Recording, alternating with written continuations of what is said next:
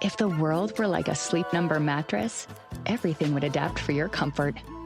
Because as your life changes and your body changes, Sleep Number mattresses adapt and shift to give you personalized comfort night after night. And now everything's on sale during our Memorial Day event. Save up to $1,200 on mattresses for a limited time. To experience a whole new world of comfort, visit a Sleep Number store or go to sleepnumber.com. Sleep Number, to a good life sleep. Your home for the best sports radio for your afternoon drive is right here. This is Jake Scott and Ben Anderson on 97.5, the KSL Sports Zone. Jake and Ben, 97.5, the KSL Sports Zone. Kind of a wild week down in Lubbock, Ben. Of course, it has ramifications probably across the Big 12, certainly as good as Texas Tech has been lately. Let's talk about it. Joining us now, he covers Texas Tech for the Lubbock Avalance-Journal. He's Don Williams with us here on Jake and Ben. Hi, Don. Thanks for a few minutes. Hey, Jake. Hey, Ben. How are you guys doing? We're doing terrific. We appreciate you jumping on with us again. All right, can you walk us through, I guess, what happened on your end? Have you seen this certainly at a far closer level than we have with Brendan Sorsby and what this last week has been? Well, news breaks on Monday. ESPN, Pete Thamel with ESPN was the first to report it, that Brendan Sorsby was under investigation, or is under investigation by the NCAA for gambling. And immediately at this very same time, Texas Tech sent out a release that Brendan Sorsby is entering an inpatient facility for treatment of a gambling addiction. Texas Tech officials actually use that term, a gambling addiction. And I thought it was kind of interesting and probably not a coincidence that the ESPN story and the Texas Tech release were sent out. The timestamps were actually identical. 12:04 p.m. our time Central and 1:04 p.m. Eastern time, the ESPN story. Subsequent reporting by pretty much the national outlets have turned up that Sorsby, and this came out today, and one of the ESPN reporters published this today, that according to sources who had reviewed betting data linked to Sorsby since 2022, showed that he had placed more than 10,000 wagers on multiple, like a half a dozen betting platforms, and over multiple states. The key thing, though, is that he's alleged to have bet on Indiana games in 2022 when he was a member of the team. He was a true freshman that year. He played in only one game and redshirted, but the NCAA doesn't make any allowance for that. You can't bet on games involving your program or games involving your school. It doesn't matter whether you bet win or lose. It doesn't matter whether you played in the game or you didn't play in the game. You can't do it, and if you do, you are subject to permanent ineligibility. And so that's kind of the big thing to watch, is how they view that. And then subsequent to that, it's also been reported that he played at Cincinnati the last 2 years, and it's reports that he went to Cincinnati Reds games and was betting those little making those baller strike bets for amounts that were $2.50 to even less than $1. And again, that's something that, even though it's a nominal amount, NCAA rule is that you cannot bet. You can bet on a few pro sports like UFC and NASCAR, but you cannot bet on any pro sport that the NCAA sanctions a championship in. So if there's a College World Series, you cannot bet on Major League Baseball. And so that's another thing that could lead to penalties against him. But that's kind of where it stands now. And then, of course, we'll kind of wait for the NCAA to rule. And I think the expectation is that he's going to get some sort of penalty. The question is he going to be permanently banned, or is he just going to get multiple games worth of penalty? Again, considering that if there is evidence there has been reported that he bet on Indiana games while he was on Indiana's team, the rule is that you face permanent ineligibility for doing that. And so, like I say, that's kind of where it stands right now. If he does not come back, what do you think the plan is for the Red Raiders at quarterback? Well, the thing that's different this year that hasn't been different that you've had the last couple of years that you no longer have is that spring transfer portal, where after spring practice or sometime during the spring, guys who aren't happy with their status on a team can enter the spring portal. You no longer have that this year because coaches voted to only have the one transfer portal window from January 2nd to the 16th, I think. And so the roster's built. The roster's basically done.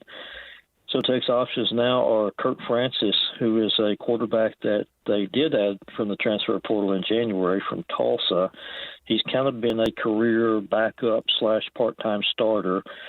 Played in 18 games at Tulsa. His total passing is only a little over 3,000 yards.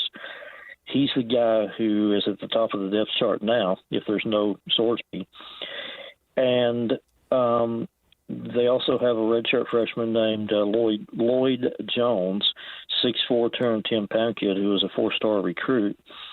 He suffered a season-ending knee injury in 2024, his senior year of high school. He wasn't medically released from that until about mid-season, 2/3 of the way through the season last year here as a freshman. He got into one game at the very end, garbage time against West Virginia. Tech won that game 49-0. He threw the first 2 touchdown passes of his career. So as it stands right now, if nothing changes, you'd have Kirk Francis, Lloyd Jones probably battling to be opening night starter for this team. And then the kind of X factor is a player that BYU fans may be familiar with because he tore up Utah last year, Will Hammond, who's a young quarterback who was a 4-star recruit, and he suffered a torn ACL last year, late October against Oklahoma State, and so he is in the process of rehabbing that injury. And the latest on that, as Joey McGuire said, best case scenario, they think he'd be back week 3 of the season. Week 3, though, is Tech's Big 12 opener because one of the games that was moved up, the Houston game. They're playing the Big 12 opener on September the 18th, a Friday night.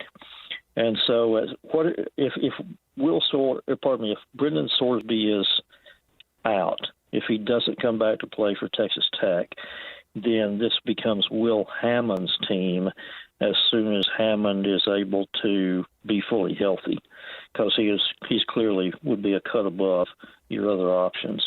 And he's a guy who is a couple of years, his first 2 years on campus has shown flashes when he got in that excited fans. He got in someone because Bear Morton had so many injuries.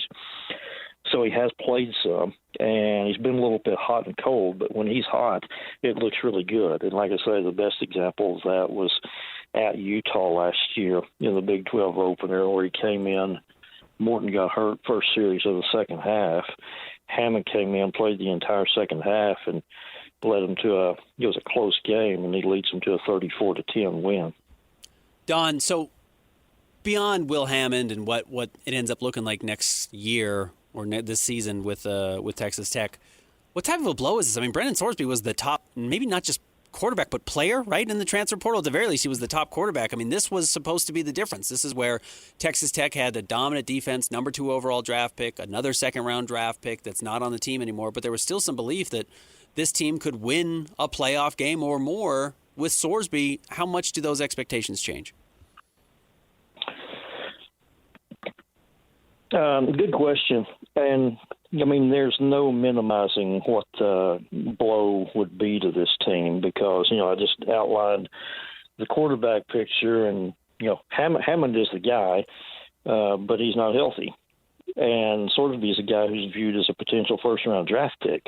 I mean, 6'5", 235, He threw for 2,800 yards both of the last 2 years at Cincinnati. And the other aspect of that is Sorsby ran for a guy who's 6'5", 235. He can really turn it loose and run. I mean, he averaged 500 yards rushing each of the last 2 years at Cincinnati, and he ran for 9 touchdowns both years. So they were excited about him adding that element as well.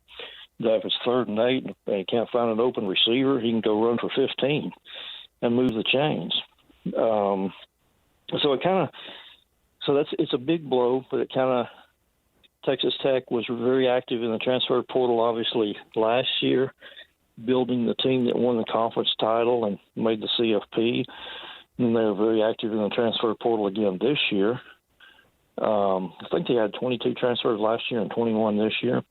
So, again, they feel really good about a lot of the guys that they have coming in. Now, I don't think that you can replace the defensive line that they had last year where, David Bailey's the number 2 overall draft pick.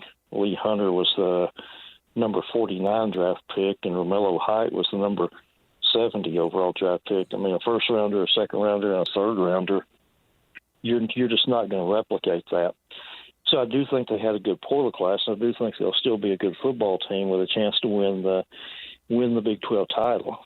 But it's a big blow to have this big a question mark at quarterback, and it's going to remain probably for quite a while. Don, I'm curious as somebody, a professional who covers the sport, I'm curious to your opinion on the relationship between sports and gambling, and specifically college sports. I heard a stat the other day, and who knows if these things are true, but something like 67% of young men or college-aged men have gambled on their phone in some way, shape, or form. I mean, that just struck me as wild. So I'm curious, what do you think about the relationship between gambling and specifically college sports right now? Well, maybe it's because I'm kind of old school. I'm a guy in his 60s that, when I grew up, that was taboo. And so I think it's very hypocritical of, the NCAA and the sports leagues in general to take all the gambling advertising they do. It's so ubiquitous, everywhere. And then to, say that, your athletes can't gamble. And I guess I'm not, I think the athletes gambling should pay a price for that because it's completely against the rules. And if you're doing that, you are compromising the integrity of the game. I don't care if you're betting only on your own team to win. You still don't want to go down that slope of betting, having gambling involved, having players, athletes involved in gambling, period. I'm a guy who doesn't believe Pete Rose should ever be in the Hall of Fame, period. I just think it's really dangerous because, I wrote today a column about, we're obviously talking about a whole bunch of ramifications for, questions about what happens if Brendan Sorsby doesn't come back to play for Texas Tech. But the questions we should be asking are about, Brendan Sorsby, the human, and how bad is this addiction, and can he handle it, and can Tech trust him, and should Texas Tech trust him? I think probably both parties, Texas Tech can support him, obviously, and stand by him, but I think both parties are probably better going their separate ways because, to me, I think Brendan Sorsby has a lot more important things to deal with right now than trying to see how quickly attorneys or whomever can get him back on the field as quickly as possible. I mean, if you're making $10,000 bets, I don't care how small they are. I don't care if it's $1 here, $2 there. The thing that should be a gigantic red flag is the frequency and the proclivity. That's your gambling because, there's probably 90% of the population that can do it without harming themselves, but there's a small percentage of people that's going to be very,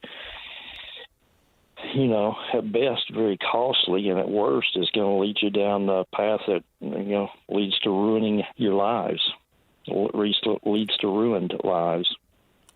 This is also going to pull up some inevitable questions about what happens with his reported $5 million in NIL money. Again, NIL is not pay for play. It can't be pay for play. He committed to the school. He gets the $5 million. But do you think there might, if he is banned, going to be some who try to get their money back knowing that he didn't end up playing at the school, didn't even take a snap? Yeah, I think so. I mean, I think they probably have some protections in there. I don't know for sure.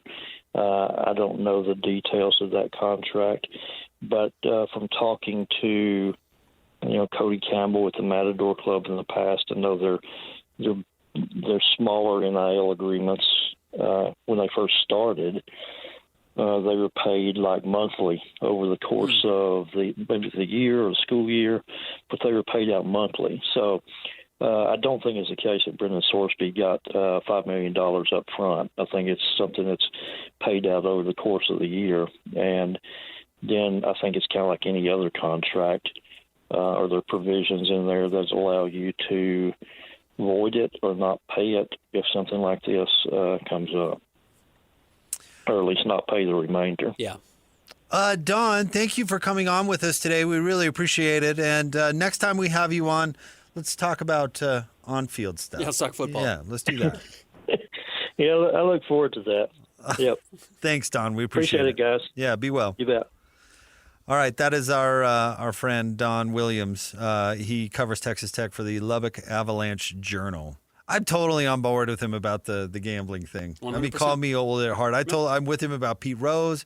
I brought up that stat about the young people because the NCAA has never been more feckless. So who's going to enforce this stuff? I couldn't believe Don was talking about how the thought of maybe he only gets a few games seems crazy. Yeah. I would have thought, and maybe I'm up in the night, this dude would have been drummed out of the NCAA with hardly any pushback? Yeah, well, without any even looking into it. Agreed. If you set the margin or the room at, we'll give you a couple games for gambling on your own team. You've just greenlit everybody gambling on their own team. It has to be all or nothing. It has to be Pete Rose. Yeah, it does have to be Pete Rose. I don't think you can loosen that Yeah. up. So, I honestly mean this for these kids. That's better for the kids. Yeah. This actually is a tool that is better to protect the kids. If you are so big into gambling that you can't help but break the one rule, the ketchup on the hot dog rule, it's the one thing you don't get to do. If you have to bet on your own team, you have a gambling problem. And you can't be close to sports because it will ruin you. Clearly, you don't have the ability to control this one or two things that you aren't allowed to do. So this is actually in place for your protection. And if you show leniency here, you're probably going to end up hurting not just your product, which is I know what they care about most, but also the people involved. Wonder if Sorsby knows a different language. You mean like if he has a interpreter? Yeah, maybe he pretends like he doesn't know English and just speaks German or whatever and has an interpreter, and you just throw that guy right under the bus. I mean, that is the proven strategy. Yeah, that you can never go wrong by throwing your Japanese translator under the bus. And maybe that's how he can say he was handling it all. He placed the 10,000 bets and 80 bets at the baseball game I went to. Yeah, that's what I'm saying. I don't even know where Brendan's from. Brendan, you're from New Jersey. You're telling me you only speak Slovakian? Yeah. Yeah. But man, my interpreter has a gambling problem. Throw the book at that guy. He's got a real issue. I'm not the guy who has the problem. No, not at all. その賭けをしたのは私ではありません。 It was that guy. That was or it. her. Her. She's got a real issue. She was really bad betting, had a bad streak on Korean baseball. Can we translate that to English? Is that possible to do? What just said? Yeah. It wasn't me that placed those bets. Oh, okay. Oh, okay.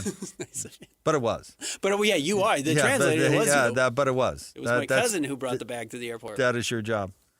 Yeah, that's what Carmelo Anthony did. Smart. Always have a fall guy. That's rule number one. Yeah, Sorsby, not a smart guy. Who was it that said that at the NFL symposium? Oh, it was Chris Carter who said that when he was talking to the rookies. He was like, listen, always have a fall guy. Always have somebody around who's going to take the rap. And he even said, you're paying these guys. Yeah. So have them work for you. Have them be the ones going to jail. Yeah. Great advice. Stay tuned. 97.5 the KSL Sports Zone.